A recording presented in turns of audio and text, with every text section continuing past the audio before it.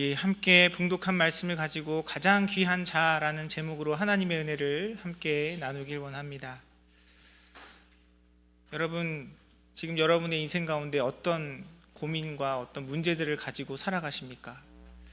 사실 우리 인생은 끊임없이 찾아오는 여러 가지 문제와 갈등 또 어려움들의 연속이죠. 우리가 살아가고 있는 많은 문제들, 인류가 발전하고 성장해 가면서 사실 그런 문제들을 다루는 데 있어서 좀 더 효과적이고 좀 더 효율적인 그런 일들을 많이 이루어 오는 것을 우리가 경험하고 또 알게 됩니다. 이 세상의 많은 문제들, 가장 기본적인 것, 먹고 사는 문제죠. 그런데 정말 예전에는 아마 우리 성도님들 중에 특히 우리 연세가 많으신 우리 성도님들은 어린 시절에 그런 경험들을 하셨지 않았을까 생각이 들어요. 정말 그냥 말로만이 아니라 먹을 것이 없어서 누군가는 목숨을 잃고 또 몸의 허약함을 경험하고 고통받고 아파하는 그런 시간들을 아마 경험하셨거나 옆에서 지켜보셨던 분들도 계시지 않을까 하는 생각이 듭니다. 그런데 시대가 발전하고 문명이 발전하면서 사실 요즘은 그런 문제들이 상대적으로 굉장히 가벼워졌어요. 건강에 대한 문제도 마찬가지입니다. 우리가 인생을 살아가면서 건강이 가장 중요한 문제 중에 하나죠. 그런데 의학이 발전하면서 예전에 우리 어르신들이 사셨던, 우리의 전 세대가 사셨던 그 시대와 비교해보면 정말 많은 부분에서 우리가 회복을 경험하고 또 더 나은 모습으로 살아가고 있는 것 같습니다. 정말 예전에는 이유도 알지 못하고 병명도 모르고 죽음을 맞이했던 많은 위기의 순간들이 지금 의학의 발달로 치유와 회복을 경험하는 일들이 많이 있습니다. 그렇게 우리는 시간이 지나고 우리가 발전하면서 인류가 또 더 많은 기술들을 개발하면서 그런 문제들을 잘 다루어가고 있는 모습들을 봐요. 하지만 상대적으로 어떤 문제들은 예전에 비해서 더 어렵고 더 힘들게 우리에게 다가오는 문제들이 있는 것 같습니다. 그러한 문제 중에 하나가 아마 관계가 아닌가 하는 생각이 듭니다. 예전에는 사실 관계에 대한 문제들을 신경 쓸 여력도 없이 삶에 여러 가지 더 많은 문제들이 있었기 때문에 이러한 것들이 부각되지 않았어요. 하지만 우리가 살아가고 있는 이 시대를 보면요, 우리가 살아가고 있는 환경 자체가 이 문제에 대하여 더 취약하게 우리를 만들어가는 것 같습니다. 예전에는 형제들이 많으니까 그 안에서 어렸을 때부터 그런 관계의 경험들을 하면서 그런 문제들을 잘 다룰 수 있는 기회들이 있었던 것 같습니다. 또한 지금 우리가 살아가고 있는 시대보다 우리의 삶이 더 단순했기 때문에 그런 어려움들로부터 더 자유로울 수 있지 않았나 하는 생각이 듭니다. 그런데 우리가 살아가고 있는 이 시대는 특별히 또 관계가 굉장히 다양해지고 또 소셜미디어나 또 여러 가지 다른 매체들을 통해서 그 관계들이 더 축소되고 복잡해지면서 오히려 더 많은 어려움을 겪고 있는 것 같아요.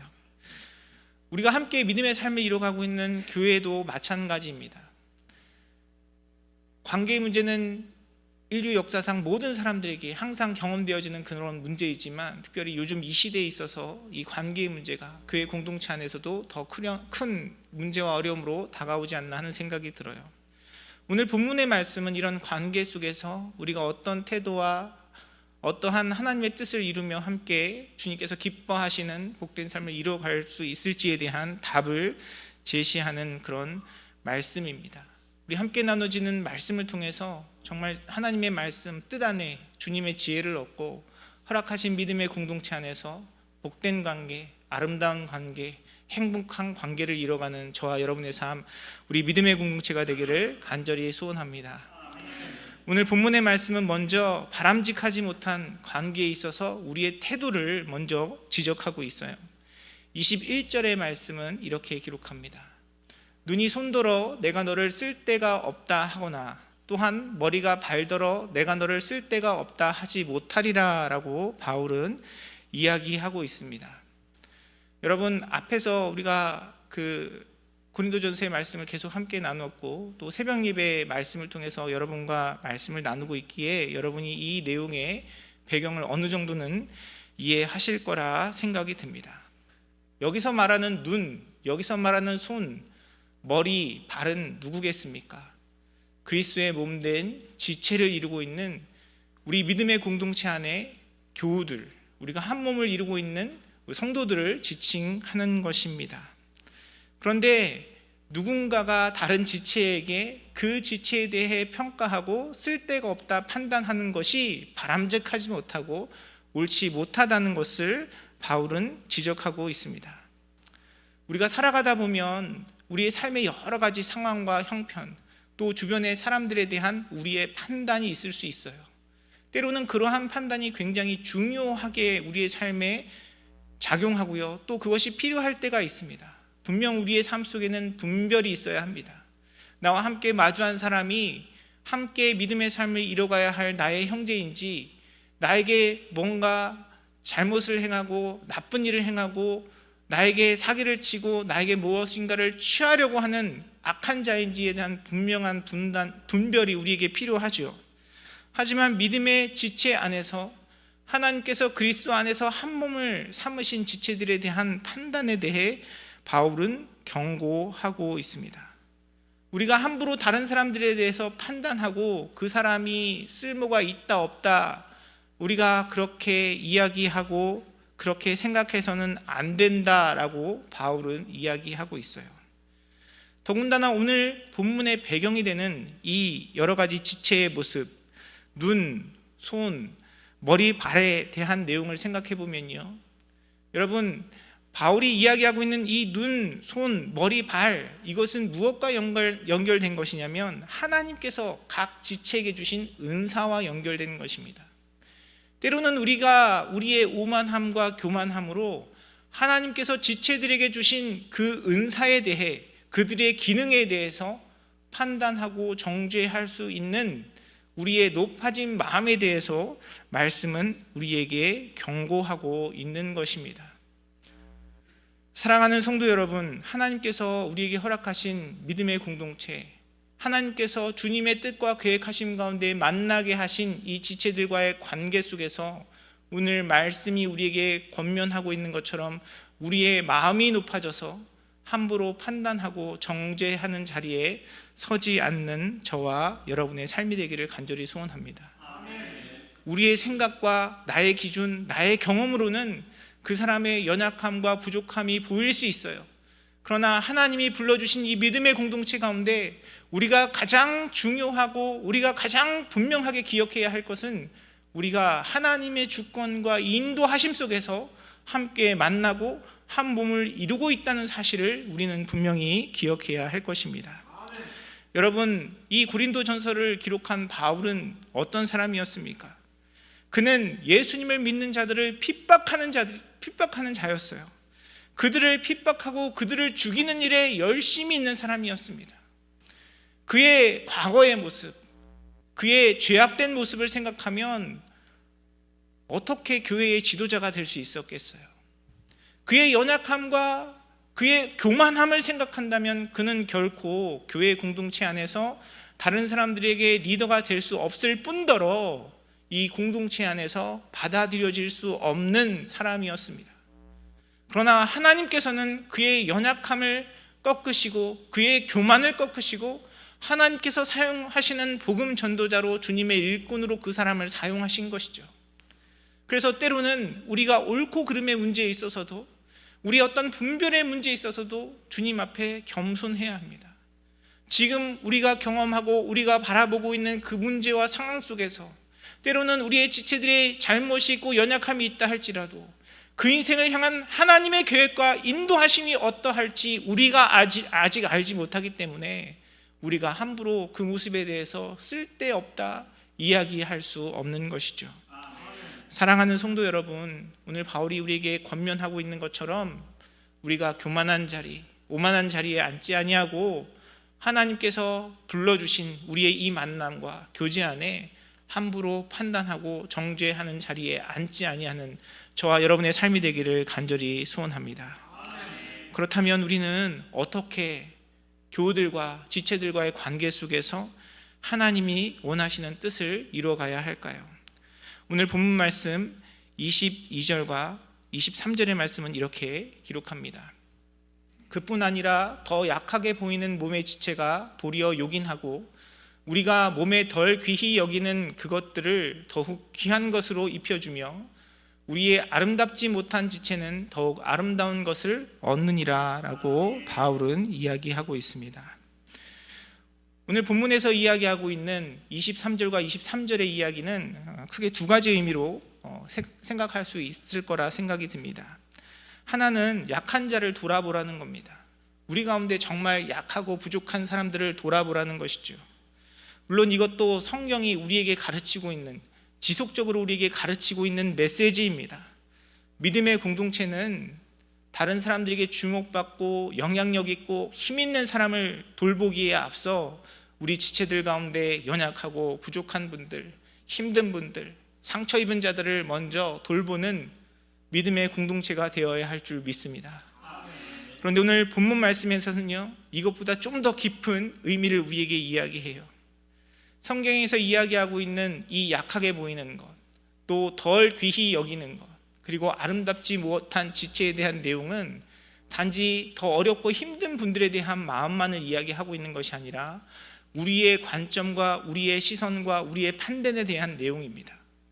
우리의 눈에는 덜 귀하게 보이고 약하게 보이고 아름답지 못할지라도 하나님의 눈에는, 하나님의 관점에는 다를 수 있다는 것을 성경은 우리에게 이야기하고 있는 것입니다.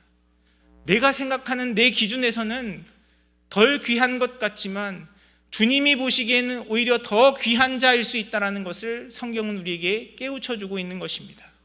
그러므로 앞에서 이야기하고 있는 것처럼 함부로 쓸데없다 판단하지 말라고 말씀은 우리에게 권고하고 있는 것이죠. 여러분, 우리가 가지고 있는 우리의 신체에 있어서도 몸에서 쓸데없이 여겨지는 부분들이 있어요. 갑자기 배가 아프고 복통이 심하면 많은 사람들이 맹장염을 의심합니다. 그래서 병원에 가서 맹장을 떼어내는 수술을 하죠. 아마 이 자리에도 그런 경험을 하신 분들이 있으리라 생각이 듭니다. 예전에는 우리의 이 신체 기관 중에 맹장이 쓸데없는 것으로 여겨졌어요. 괜히 몸에 달려서 사람들에게 복통만, 문제만 일으키는 원인으로 비난을 받았습니다. 그런데 최근에 의사들이, 과학자들이 연구를 하니까 이 맹장에도 그 기능이 있고 역할이 있다는 것이 밝혀졌다고 해요. 맹장은 장에 있는 유익한 그 세균들을 보존하고 소화와 면역을 돕는 역할을 한다고 합니다. 물론 맹장이 없어도 우리의 몸은 그런 부족한 부분들을 채워주고 메워줄 수 있는 많은 다른 기능들이 있어서 생명이나 건강에 당장 큰 어려움을 겪는 것은 아니지만 우리가 가치가 없고 불편하고 쓸모없다고 여겼던 그 맹장도 분명히 쓸모가 있다는 것을 사람들이 발견하게 된 것이죠. 아마도 의학이 발전하고 또 과학기술이 발전하면 우리가 지금까지 알지 못했던 맹장의 또 다른 기능이나 역할이 밝혀질 수도 있다는 것입니다.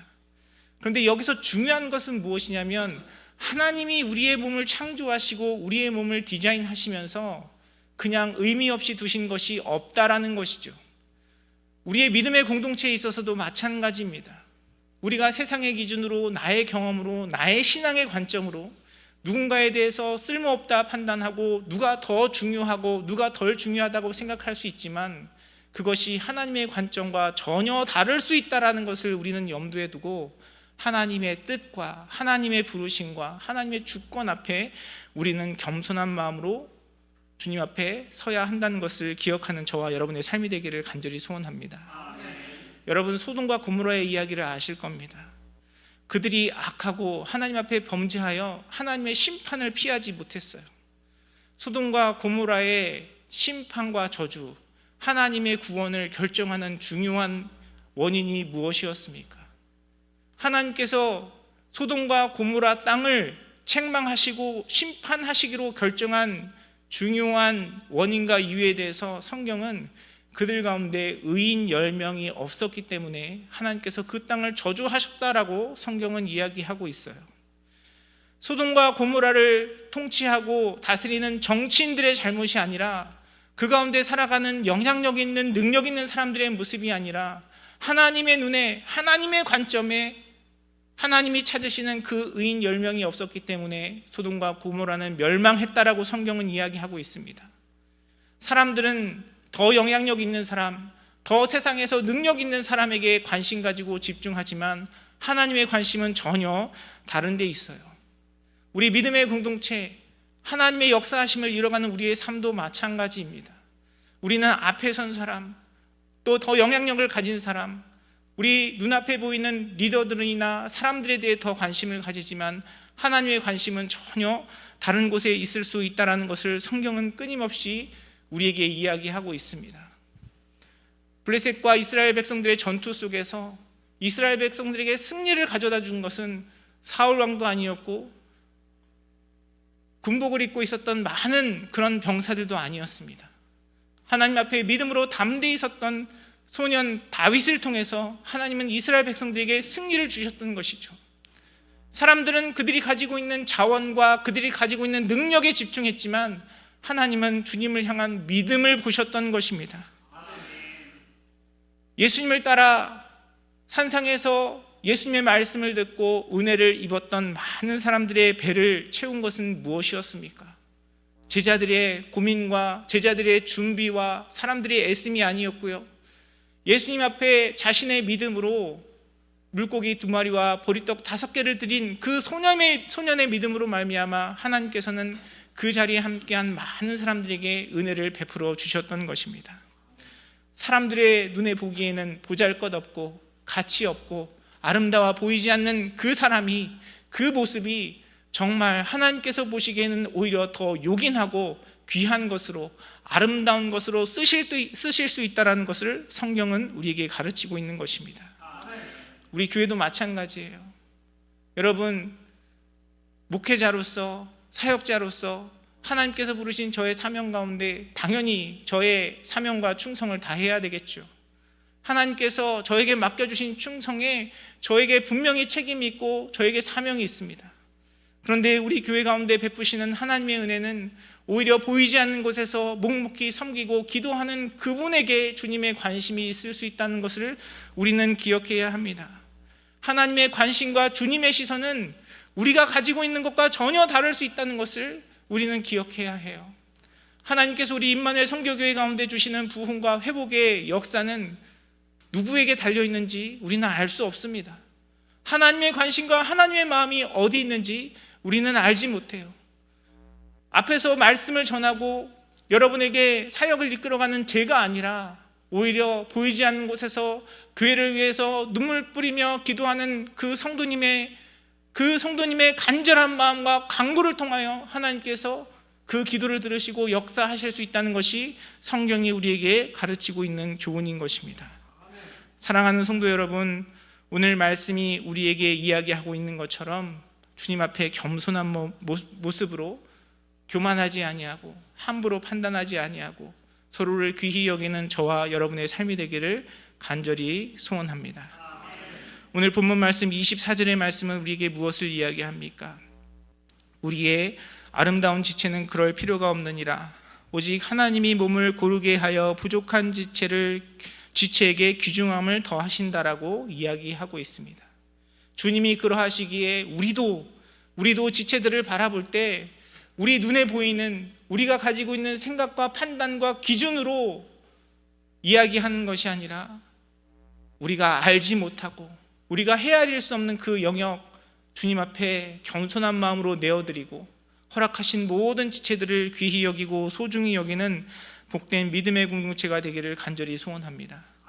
오히려 사람들에게 주목받고 겉으로 드러나는 그 사역과 섬김의 모습에 집중하는 것이 아니라 하나님께서 어떻게 일하실지 알지 못하기 때문에 누군가의 모습을 보고 누군가의 삶을 통해서 일하실지 알지 못하기 때문에 우리는 오히려 더 눈에 띄지 않고 겉으로 드러나지 않는 지체들을 소중히 여기고 그들을 돌보고 사랑으로 함께 주님 앞에 세워져 가야 하는 그런 공동체가 되어야 할 것입니다.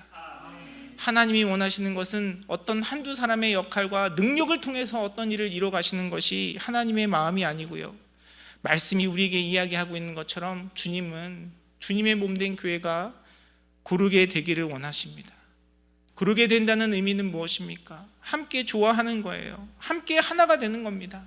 우리가 통합되는 겁니다. 왜냐하면 우리는 각각 따로가 아니라 각각 따로의 지체이지만 그리스도의 몸된, 한 몸된 하나의 공동체이기 때문에 그렇습니다. 사랑하는 성도 여러분, 우리 믿음의 공동체를 향한 주님의 마음, 주님의 뜻을 헤아리고 서로 판단하고 정죄하는 것이 아니라 서로를 귀히 여기고 주님 안에 사랑으로 하나 되는 복된 믿음의 공동체 되기를 주님의 이름으로 축원합니다. 여러분, 그렇다면 어떻게 우리가 주님 안에 그 하나됨을 이뤄갈 수 있겠습니까? 어떻게 하나님께서 우리의 믿음의 공동체를 고르게 하시는 그 은혜와 능력을 경험할 수 있겠습니까? 오늘 본문 말씀 25절은 우리에게 이렇게 이야기합니다. 몸 가운데서 분쟁이 없고 오직 여러 지체가 서로 같이 돌보게 하셨다라고 이야기하고 있습니다. 우리가 하나님의 뜻에 따라서 그리스도의 몸을 고르게 하는 것은요, 우리 안에 분쟁이 없고 서로가 돌보는 것을 통해서 이루어 가야 한다는 것을 말씀은 우리에게 이야기하고 있어요. 여러분, 세상은 어떠합니까? 세상은 자꾸 분쟁을 만들어요. 세상의 방식과 육체의 소욕은요, 우리에게 비교와 판단과 시기와 질투를 불러일으킵니다. 여러분, 그 속담을 많이 들어보셨을 거라 생각이 듭니다. 사돈이 땅을 사면 어떻게 되죠? 사돈이 땅을 사면 배가 아프죠? 경험이 있으신가 봐요. 사돈이 땅을 사면 축하해야죠. 그렇죠? 사돈이 땅을 사면 내 딸이든 아들이든 자녀한테 뭐라도 좀 떨어지지 않겠습니까? 뭔가 좋은 영향이 가지 않겠어요? 사돈이 땅을 사면 축하해야 되는데 세상의 방식, 육체의 소욕은요, 사돈이 땅을 사면 배가 아픕니다. 왜냐하면 우리의 죄악된 육체는 우리로 하여금 분쟁하게 하고 시기하게 하고 질투하게 하기 때문에 그래요. 그래서 우리가 그 육체의 소욕에 끌려 살아가면요, 하나님께서 우리 각자를 부르셔서 누구는 손이 되게 하시고 누구는 머리가 되게 하시고 누구는 발이 되게 하시고 눈이 되게 하셔서 함께 조화롭게 서로를 세워가도록 우리를 불러주셨는데 그 안에 누구는 쓸데없다, 누가 더 낫다 질투하고 또 분쟁하게 하게 되는 것이죠. 여러분, 어렸을 때 그런 질문들, 그런 고민들 해보신 적이 있으시지 않을까 하는 생각이 듭니다. 항상 우리는 뭔가를 자꾸 비교해요. 슈퍼맨하고 배트맨하고 싸우면 누가 이길까? 여러분, 이런 질문 들어본 적 있으세요? 여러분, 이런 생각 안 해보셨습니까? 슈퍼맨도 배트맨도 세계 평화와 우주의 질서를 위해서 싸우고 애쓰는 사람들이잖아요. 여러분, 슈퍼맨과 배트맨이 싸우면 누가 이길까요? 슈퍼맨이 이길 것 같습니다. 왜냐하면 배트맨은 그래도 인간이기 때문에 우주인인 초능력을 가진 슈퍼맨이 이길 확률이 훨씬 높죠. 호랑이와 사자가 싸우면 누가 이길까요? 호랑이와 사자, 고민해 본 적 없으세요? 호랑이가 이길 확률이 높다고 합니다. 호랑이가 더 민첩하고 근육도 더 많고 힘이 세다고 해요. 이런 질문들은 우리가 가볍게 넘길 수 있어요. 그런데 이런 비교의식, 이러한 분쟁은 우리 가정 안에도 많이 경험되어져요. 아이들에게 꼭 물어봅니다. 엄마가 좋아, 아빠가 좋아? 여기서 답이 나오는 순간 갈등이 생기기 시작해요. 누가 좋다까지는 좋습니다. 그런데 이 질문이 좀 잘못 발전하면요, 엄마와 아빠가 싸우면 누가 이기냐, 이런 질문이 될 수 있어요. 제가 말씀을 준비하면서 남녀의 그런 관계 속에서 다이내믹에 대해 어떤 분이 이렇게 그림을 그려놓은 것을 보게 되었습니다. 남자와 여자의 관계에 있어서 남자분이 잘못했어요. 그러면 어떤 일이 일어납니까? 여자분이 화를 내잖아요. 그러면 남자분이 용서를 구합니다. 그러면 화해에 이르게 되죠. 그런데 여자분이 잘못했을 때는 조금 다른 다이내믹이 있어요. 여자분이 잘못하면 어떻게 됩니까? 남자분이 당연히 화를 내겠죠. 그런데 그 다음 순서가 조금 다릅니다. 남자가 화를 내면 여자가 용서를 구해야 되는데 남자가 화를 내면 여자가 화를 내고요. 그래서 다시 남자가 용서를 구하고 화해에 이르게 된다라고 이렇게 표현한 분이 있어요. 여러분 공감하시는지 모르겠습니다. 여러분의 가정은 어떠세요? 아마 어떤 분들은 반대의 경우도 있지 않을까 하는 생각이 듭니다. 여러분, 이것은 세상의 방식이에요. 세상의 방식입니다. 사돈이 땅을 사면 배가 아프고요, 남녀의 관계에 있어서 서로의 잘못을 인정하지 않고 화를 내는 것을 통해서 자기의 기득권과 자기가 옳은 것을, 상대방의 잘못을 지적하는 것은 세상의 방식이에요. 그런데 성경은 우리에게 무엇이라고 이야기합니까? 26절 말씀은 이렇게 이야기합니다. 만일 한 지체가 고통을 받으면 모든 지체가 함께 고통을 받고, 한 지체가 영광을 얻으면 모든 지체가 함께 즐거워하느니라 라고 말씀은 이야기하고 있습니다. 세상 속에서는 내가 이기냐 네가 이기냐, 내가 낫냐 네가 낫냐, 우리가 이것을 가지고 싸우고 언쟁하고 자신의 주장을 이야기하지만, 믿음 안에서는요, 누가 이기는 것입니까? 남자와 여자가 싸우면, 남편과 아내가 싸우면 사탄이 이기는 것입니다. 둘 다 지는 거예요. 싸우는 순간 그 싸움이 화해로 마무리되지 않고 계속해서 분쟁이 되고 다툼이 되면 그 누구도 이길 수 없고 모두가 고통 가운데 아픔을 경험하게 되는 것이 믿음의 원리입니다.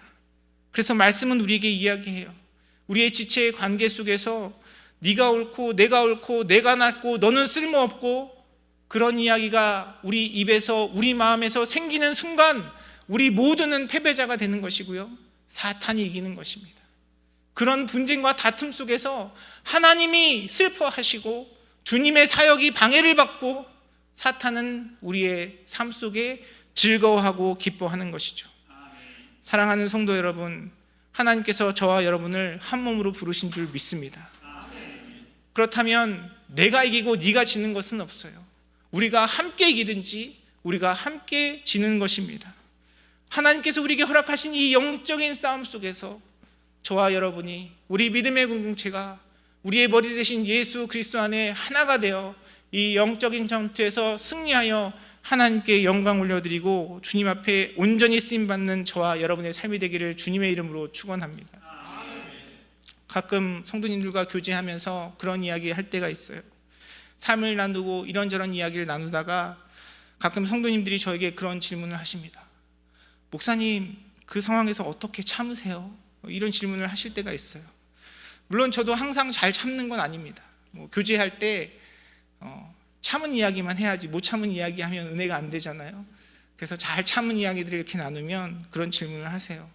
목사님, 어떻게 참으세요?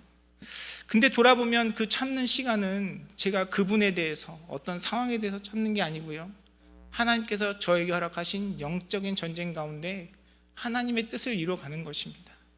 내가 누군가에게 지는 것이 아니라, 내가 누군가에게 져주는 것이 아니라, 사탄이 저에게 허락한 그 영적인 싸움 가운데 사탄과의 싸움에서 이기기 위하여 참는 것이죠. 사랑하는 성도 여러분, 여러분의 삶 속에도 동일한 영적인 전쟁이 있는 줄 믿습니다. 말씀이 우리에게 이야기하잖아요. 우리의 싸움은 혈과 육의 싸움이 아닙니다. 공중의 권세 잡은 자와의 전투예요. 여러분, 그 전투 가운데 하나님의 능력을 힘입어 참음으로 승리하시는 복된 자리에 서시는 사랑하는 성도님들의 삶이 되시기를 주님의 이름으로 축원합니다. 이미 새벽 예배 금요일날 말씀을 통해서 함께 여러분과 고린도전서 12장 다음에 있는 13장에 있는 내용을 나누었습니다. 여러분, 이 일을 위해서, 이렇게 하나됨을 위해서, 하나님의 뜻을 이루어가기 위해서, 이 영적인 전투를 싸우기 위해서 우리에게 필요한 것은 무엇입니까? 우리의 힘과 능력으로는 할 수 없어요. 하나님께서 성령을 통해서 우리에게 주시는 그 은사로 말미암아 이 일을 이루어갈 수 있는 것입니다. 하나님께서 몸된 교회를 섬기고 주님의 뜻을 이루어가기 위해 우리 인생에 많은 은사들을 허락하십니다. 그런데 그 많은 은사들, 그 중에 가장 좋은 것, 그것은 무엇입니까? 사랑이에요. 사랑이에요. 내가 내 인내와 내 인품으로, 내 성격으로, 내 기질로 참으면요, 화병이 생깁니다. 우리 안에 상처가 돼요. 우리의 힘과 능력으로는 그것을 감당할 수 없습니다.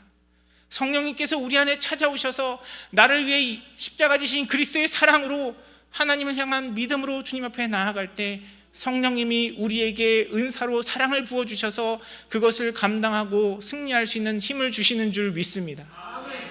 그래서 우리는 그 은사를 사모해야 돼요. 그래서 성경은 우리에게 이야기합니다. 은사는 하나님으로부터 하나님의 주권 가운데 우리에게 부어지는 것이지만 내가 가만히 앉아 있어서 하나님만 쳐다보고 있다고 우리에게 주시는 것 아니에요. 우리가 그 은사를 사모해야 합니다. 하나님의 뜻을 이루는 삶이 되도록 주님 앞에 간절히 사모하고 주님을 의지하고 붙들어야 하는 것입니다. 그렇게 주님을 의지하면서 하나님께서 주신 그 사랑의 은사로 하나님의 온전한 뜻을 이루고 주님의 그 뜻 가운데 영적인 전투에서 승리하여 주님께 존귀 쓰임받는 저와 여러분의 삶이 되기를 주님의 이름으로 축원합니다. 여러분, 사랑이 가지는 가장 중요한 특징이 무엇입니까? 고린도전서 13장에서 사랑에 대해서 이야기하는데 그 처음에 그 사랑에 대해서 뭐라고 설명하죠? 사랑은 언제나, 그렇죠, 오래 참죠. 사랑은 언제나 오래 참는 것입니다. 사랑의 가장 중요한 속성과 사랑의 가장 중요한 특징이 오래 참는 거예요. 저와 여러분의 삶 속에 나의 인내, 나의 참음, 나의 억누름이 아니라 성령의 은사로 하나님께서 저와 여러분에게 주시는 그 사랑으로 말미암아 오래 참고 그 오래 참음으로 서로 사랑하며 지체들을 돌보고 주님께서 기뻐하시는 주님의 몸을 온전히 세워가는 저와 여러분의 삶이 되기를 주님의 이름으로 축원합니다. 우리가 그렇게 살아갈 때, 우리가 그렇게 관계를 맺을 때, 우리 임마누엘 선교교회가 주님 앞에 그러한 모습으로 세워져 갈 때 하나님께서 사용하시기 좋은 선한 도구로 우리 교회가 주님께 쓰임을 받고 우리 믿음의 공동체를 통해서 주의 복음과 사랑이 이 세상과 열방 가운데 함께 나누어질 줄 믿습니다. 여러분, 이미 성경을 통해 여러분과 함께 많이 나누었어요. 전도와 복음은 무엇을 통해서 나타납니까? 우리가 입술로 고백하고 선포하는 것도 너무너무 중요해요. 하지만 우리가 살아가고 있는 이 시대에 복음이 들려지지 않고 세상 사람들에게 하나님의 말씀이 들리지 않는 이유가 뭐예요? 예수님은 우리에게 분명히 말씀하셨습니다. 너희가 서로 사랑하는 것을 통하여 세상이 너희가 내 제자인 줄 알 것이라고 주님께서 말씀하셨어요. 우리가 아무리 우리의 목소리를 높이고 세상 속에서 예수 천당 불신지옥을 외쳐도, 예수님 믿고 구원받으십시오 외쳐도, 우리가 주님 안에 그리스도의 한 몸 된 지체로서 사랑하는 이 일들 가운데 실패하고 사탄에게 넘어진다면 우리는 주의 복음과 사랑을 나누기에 이미 실패하고 넘어지게 되는 것입니다.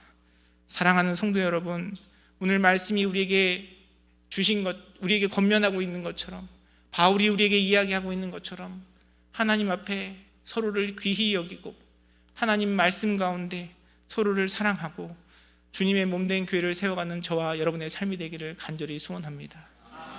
여러분, 우리 믿음의 공동체 가운데 가장 귀한 자가 누구겠습니까? 말씀은 우리에게 오히려 드러나지 않고 겉으로 표현되지 않는 그런 분들, 그분들의 작은 섬김이 가장 귀하고 아름다운 것이라고 이야기하고 있어요. 그런 측면에서 보면요, 사실 우리 모두가 다 주님 앞에 귀한 자입니다. 지금 당장은 어떤 모습일지 몰라도, 지금 당장은 우리에게 연약함이 있어도 우리가 귀하게 여길 수 있고 기대할 수 있는 이유는 무엇입니까? 앞서 말씀드린 것처럼 바울의 삶을 통해서 역사하신 주님이 계시기에 우리는 지금은 아직 미숙하고 지금은 아직 연약하여도 주님 안에 기대하고 소망하고 서로를 귀하게 여길 수 있는 것입니다. 우리는 우리가 함께 이루어가고 함께 하나 되고 우리만 서로 사이좋게 사랑하며 살아가는 것이 아니고요, 우리는 예수 그리스도의 몸이기에, 그리스도의 몸된 각각의 지체이기에 그리스도께서 우리에게 중심이 되시고 그리스도의 복음과 그리스도의 십자가로 말미암아 하나 된 존재이기에 우리 가운데 역사하시는 하나님의 능력과 그리스도의 사랑을 기대할 수 있는 것이죠. 예수 그리스도를 믿는 그 믿음 속에서 저와 여러분의 인생을 지금까지 인도하시고 변화시키시고 우리를 성장하게 하신 주님을 그 신뢰하는 믿음으로 서로를 귀히 여기고 소중히 여기고 사랑하며 인내하며 주님께서 기뻐하시는 아름다운 공동체를 이루어 주님께 존귀 쓰임받는 우리 사랑하는 성도님들의 삶, 우리 임마누엘 선교교회가 되기를 주님의 이름으로 축원합니다.